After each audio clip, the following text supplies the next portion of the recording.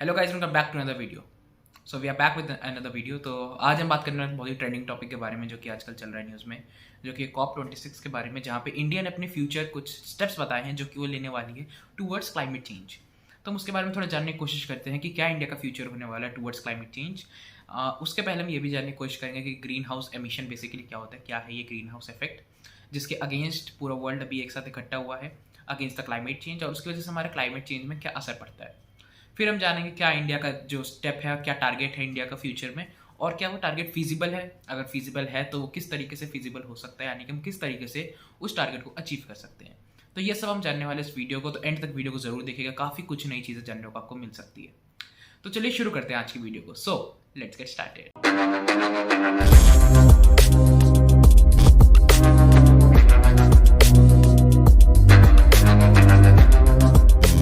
सबसे पहले जानते हैं कि COP26 बेसिकली है क्या।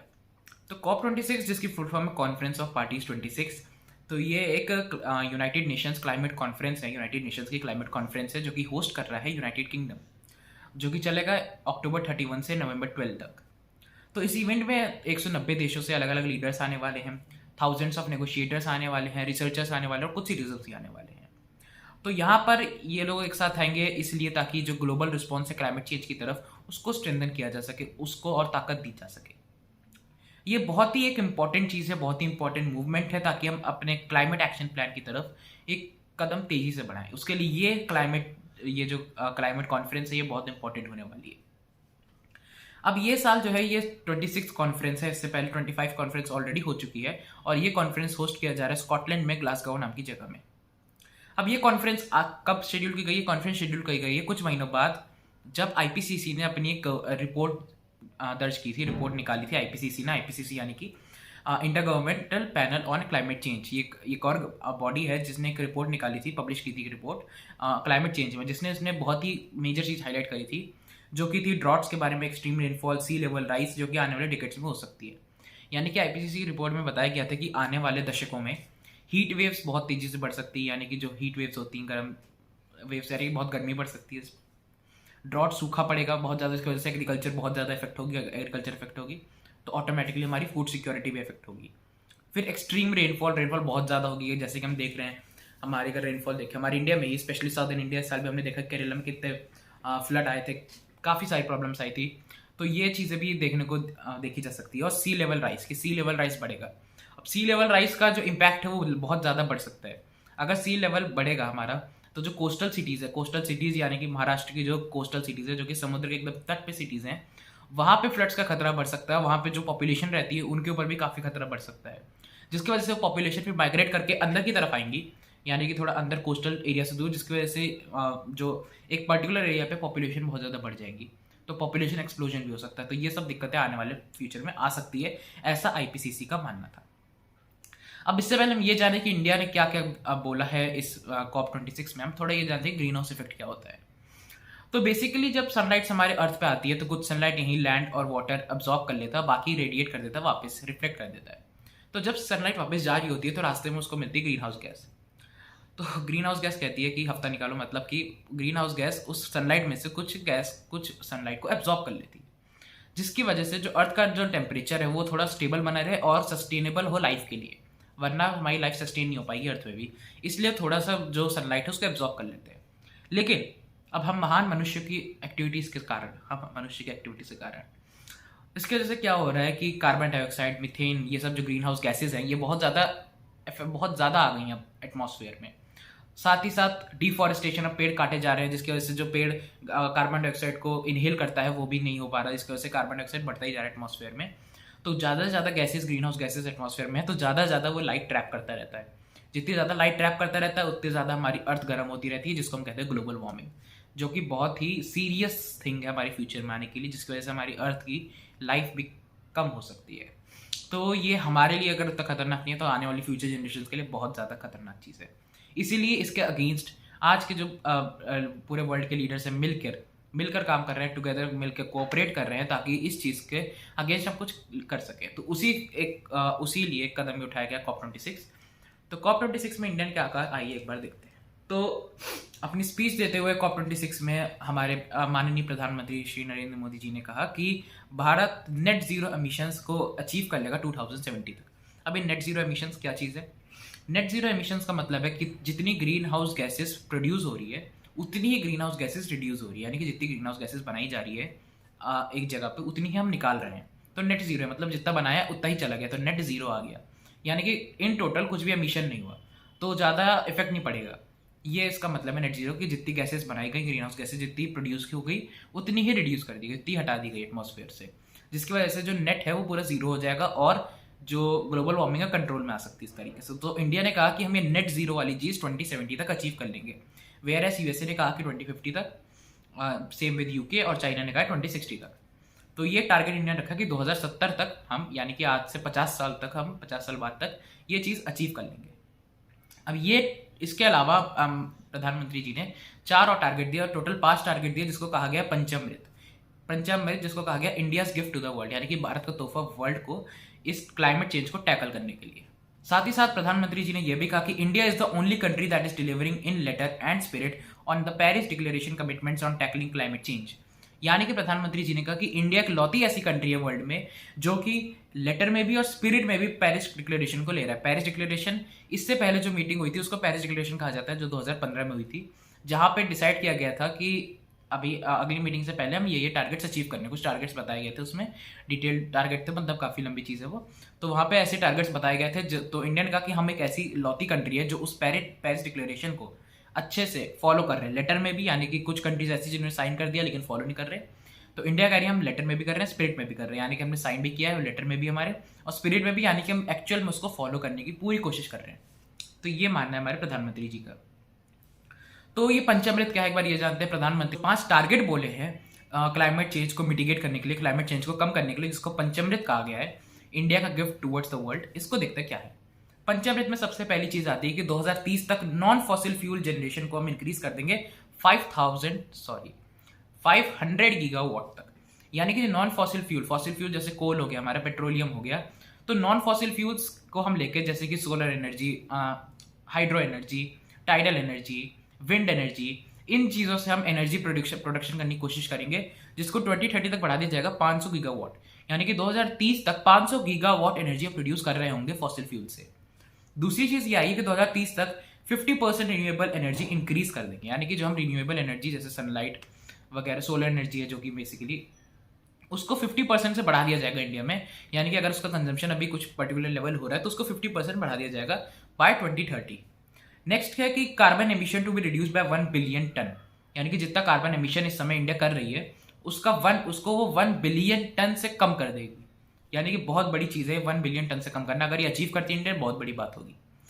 नेक्स्ट है कि 45% रिडक्शन इन कार्बन इंटेंसिटी, यानी कार्बन इंटेंसिटी, यानी कि जो कार्बन प्रोडक्शन हो रहा है, जो कार्बन की इंटेंसिटी है उस पर 45% हम रिड्यूस कर देंगे।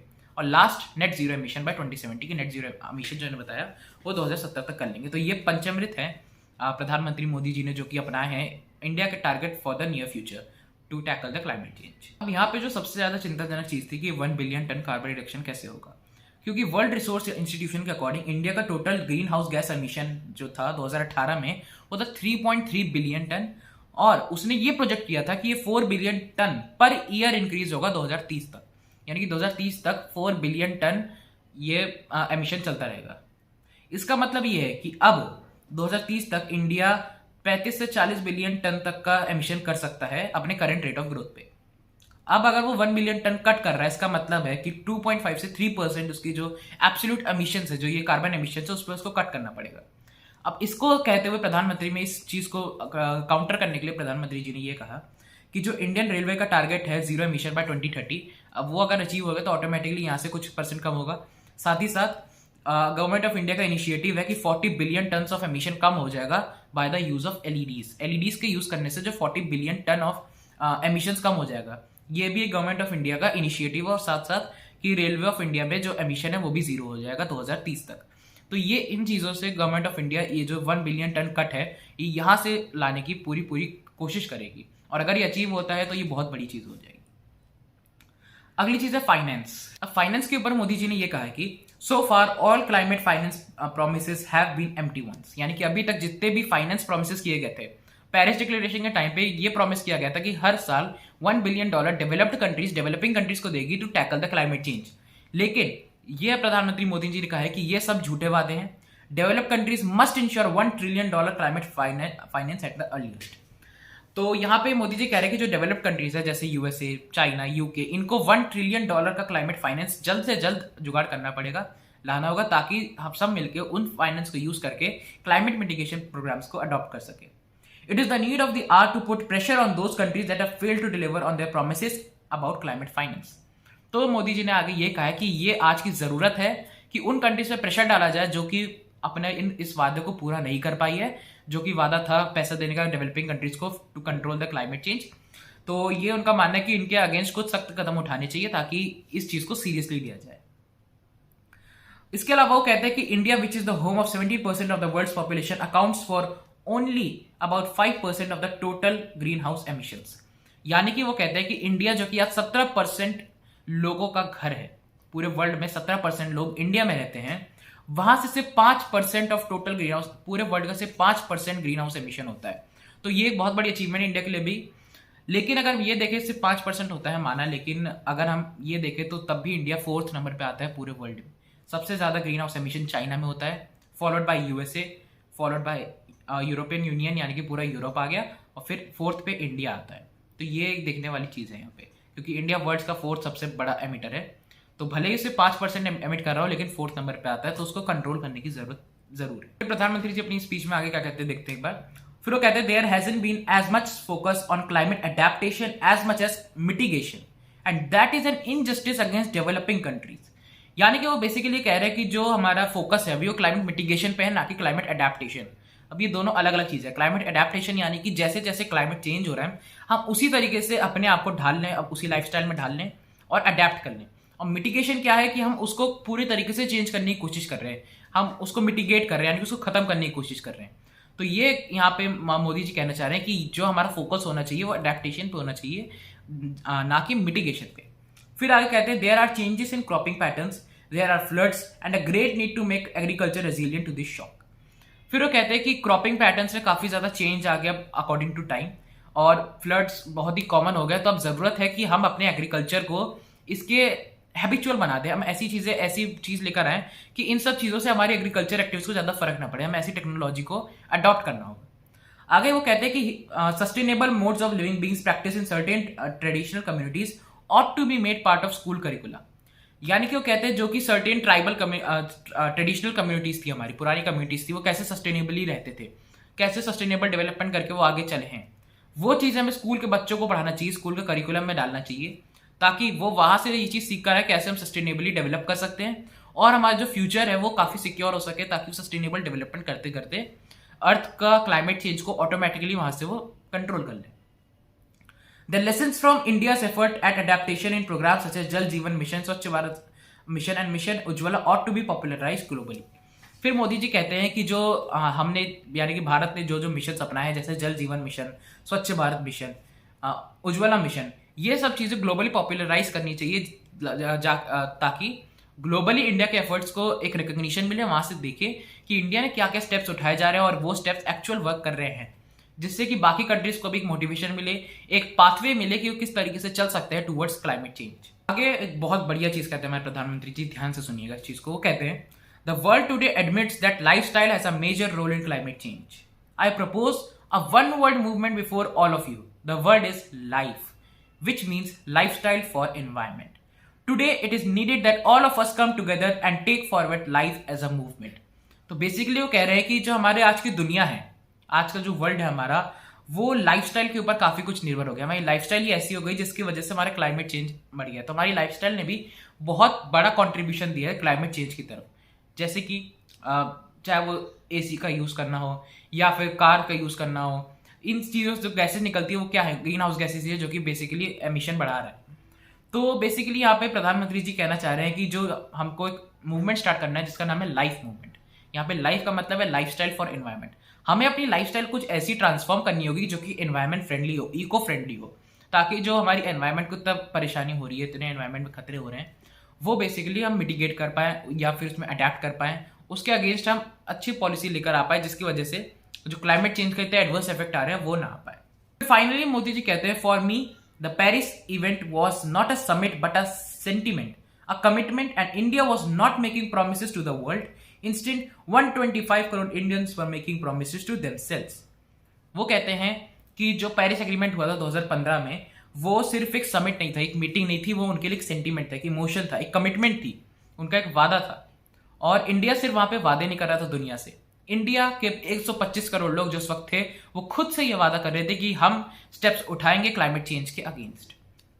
फिर आगे कहते हैं वो लास्ट लाइन उनकी कि I am happy that a developing country like India is working to pull crores of people out of poverty.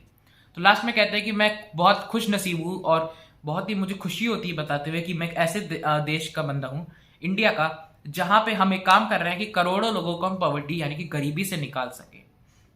तो ये एंड में यहाँ पे मोदी जी कहते हैं। तो ये तो थे इनकी पंचामृत स्कीम, इनके सारे टारगेट्स, पूरी स्पीच हमने डिटेल में जानने की कोशिश करी है कि इन्होंने क्या क्या बोला है, चाहे वो एमिशन को 2070 तक खत्म करना हो, या लाइफ मूवमेंट हो, या फिर कोऑपरेशन की बात हो, या क्लाइमेट अडेप्टेशन की बात हो, या पैसों की बात हो, फाइनेंशियल चीज़ की बात हो, ये सब मोदी जी ने यहाँ पे एम्फोसिस किया। तो अब हम ये देखते हैं कि जो वादे हैं क्या ये पूरे हो सकते हैं, क्या ये पूरे हो सकते हैं कि नहीं, मतलब बेसिकली यही देखते हैं। अब पूरे हो सकते हैं तो कैसे होंगे, और नहीं होंगे तो क्या चैलेंजेस आइए देखते हैं। तो तीन चीज़ें यहाँ पे सबसे बड़ी है, फाइनेंस, टेक्नोलॉजी और एफिशिएंसी। ये तीन चीज़ें हमें लेके चलनी होगी। पैसे चाहिए हमें, टेक्नोलॉजी चाहिए और एफिशिएंसी भी चाहिए। अगर हम कुछ भी चेंज ला रहे हैं अगर हमारी चीज़ों में क्लाइमेट चेंज को सही करने के लिए, तो उसमें एफिशिएंसी भी होनी चाहिए। अगर हम एफिशिएंसी का अगेंस्ट ला रहे हैं तो वो चीज़ किसी काम नहीं आएगी। तो इंडिया की जो इंस्टॉल्ड कैपेसिटी है 2021 सितंबर के अंत में वो थी 388.84 गीगावाट, जिसमें से 40% नॉन फॉसिल फ्यूल सोर्सेस में थे। यानी कि 2021 सितंबर के एंड में हमारी 388.84 गीगावाट एनर्जी प्रोड्यूस थी, जिसमें से 40% नॉन फॉसिल फ्यूल्स में थे, जो कि एक अच्छी चीज़ है। Private sector today owns about 48% of capacity, यानी कि प्राइवेट सेक्टर अभी 48% ऑफ कैपेसिटी को ओन करता है। हमारी जो एनर्जी सेक्टर है वहाँ पे 48% प्राइवेट सेक्टर के थ्रू आ रहा है। अगर इंडिया को अपने 2030 के टारगेट्स को अचीव करना है तो प्राइवेट सेक्टर को इंसेंटिव्स देने होंगे ताकि वो ज़्यादा से ज़्यादा इन्वेस्ट कर सकें यहाँ पे क्लाइमेट एक्शन की तरफ। तो इंडिया ने, जैसे मैंने अभी बताया आपको, 500 गीगावाट का जो नॉन फ्यूसिल फ्यूल कैपेसिटी 2030 तक, और half of the energy to be produced by renewable energy, ये टारगेट 2030 तक अचीव करने की बात की है। साथ ही साथ उसने ये कहा है कि जो emission intensity of GDP bye 40% उसको कट कर दिया जाएगा। जो जीडीपी का जो पार्ट है जो कार्बन एमिशन की तरफ जा रहा है उसको 45% कट कर दिया जाएगा 2030 तक। अगर हमें ये अचीव करना है तो हमें बहुत ज़्यादा फाइनेंस और टेक्नोलॉजी चाहिए। यही एक कारण है कि मोदी जी ने यह भी कहा है कि डेवलप कंट्रीज को $1 trillion as soon as possible developing countries को देना होगा, क्योंकि वो खुद जानते हैं कि इंडिया के पास खुद के पास इतना फाइनेंस नहीं है कि हम क्लाइमेट एक्शन के अगेंस्ट ये सब चीज़ें अकेले दम पे कर सके।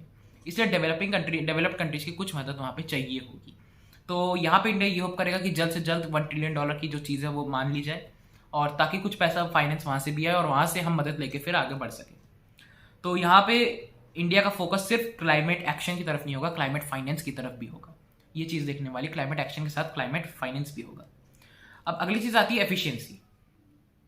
तो हम ऑलरेडी जानते हैं कि इंडिया का जो डिस्ट्रीब्यूशन सिस्टम है बहुत प्रॉब्लमेटिक है, और पिछले 20 साल से हम उसको अच्छी तरीके से फिक्स नहीं कर पाए।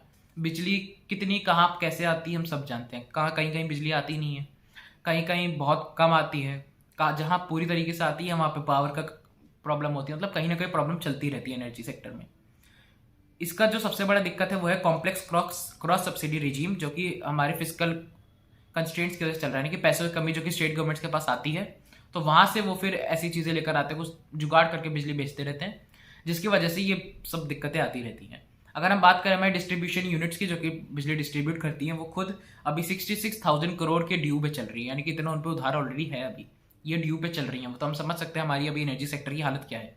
अगर हम इसमें भी और चेंजेस करेंगे कि हम नॉन फॉसिल फ्यूल चाहिए, रिन्यूएबल एनर्जी चाहिए, तो ये एफिशिएंसी गिर सकती है। तो क्या ऑप्शन है, क्या करें इंडिया जिससे कि ये एफिशिएंसी में ना गिरे और सब कुछ बढ़िया तरीके से हो जाए। जो सबसे बढ़िया चीज़ यहाँ पे हो सकती है जो इंडिया अडॉप्ट कर सकती है वो है कि न्यूक्लियर टेक्नोलॉजी को अपनाए आगे फॉर एनर्जी जनरेशन।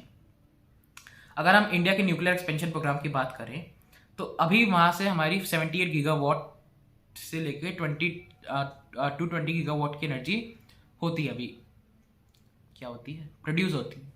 तो हमें ये बढ़ाना पड़ेगा ज़्यादा से ज़्यादा, ताकि हम न्यूक्लियर एनर्जी को यूज़ कर सकें और वहाँ से हम एनर्जी ला सकें। क्योंकि अगर इंडिया की बात करें न्यूक्लियर पावर की जो टोटल जनरेशन में शेयर है वो सिर्फ 3.3% है। यानी कि हमारी जो टोटल एनर्जी बन रही है उससे सिर्फ 3.3% एनर्जी ऐसी है जो कि न्यूक्लियर जनरेशन से बन रही है।